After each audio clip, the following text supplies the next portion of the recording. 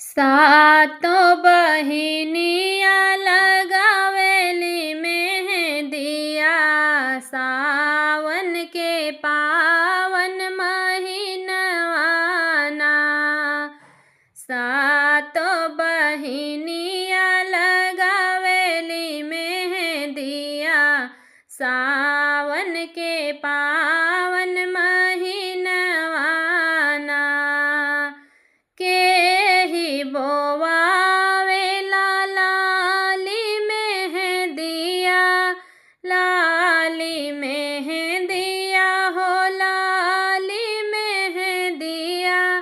केही बोवावेला लाली मेहंदिया, केही पटावेला मेहंदी की गछिया। हाथ में लगावई मोर मयरियाना, केही पटावेला मेहंदी के गछिया।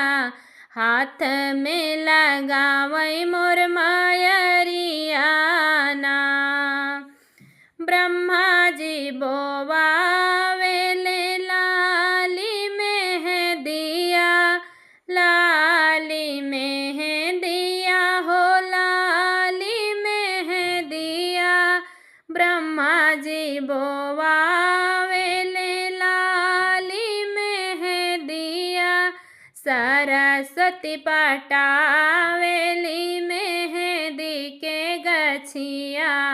हाथ में लगावई मोर मयरियाना,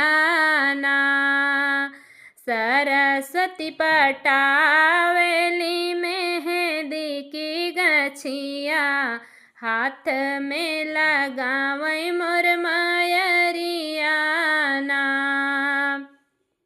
सातो बहिनिया लगावेली मेहंदिया, सावन के पावन महीनवाना।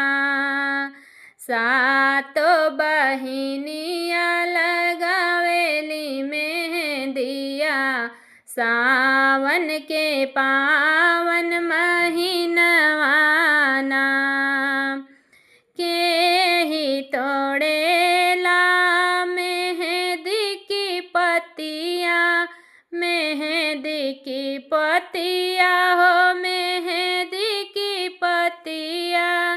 केही तोड़ेला मेहंदी की पतिया, केही पिसावेला रगरी मेहंदिया। हाथ में लगावई मोर मयरियाना, केही पिसावेला रगरी मेहंदिया। हाथ में लगावई मोर मयरियाना। विष्णु जी तोड़ेले मेहंदी की पतिया, मेहंदी की पतिया हो मेहंदी की पतिया। विष्णु जी तोड़ेले मेहंदी की पतिया, लक्ष्मी जी पिसावेली रगरी मेहंदिया। हाथ में लगावई मोर मयरियाना, लक्ष्मी जी पिसावेली रगरी मेहंदिया। हाथ में लगावई मोर मयरियाना। सातो बहिनिया लगावेली मेहंदिया, सावन के पावन महीनवाना। सातो बहिनिया लगावेली मेहंदिया, सावन के पावन महीनवाना। केही उठावेला सोने के कटोरवा, सोने के कटोरवा हो सोने के कटोरवा। केही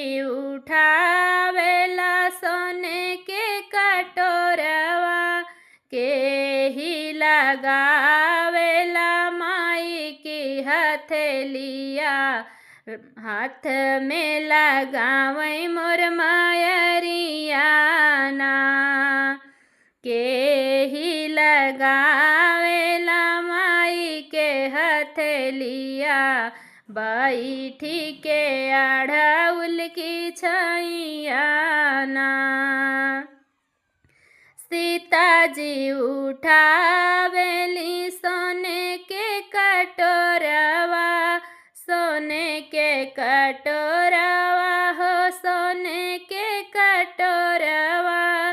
सीता जी उठावेली सोने के कटोरवा, राधा जी लगावेली माई की हथेलिया, बैठी के अढ़उल की छैया ना। राधा जी लगावेली माई की हथेलिया, बैठी के अढ़उल की छैया ना। सातो बहिनिया लगावेली मेहंदिया, सावन के पावन महीना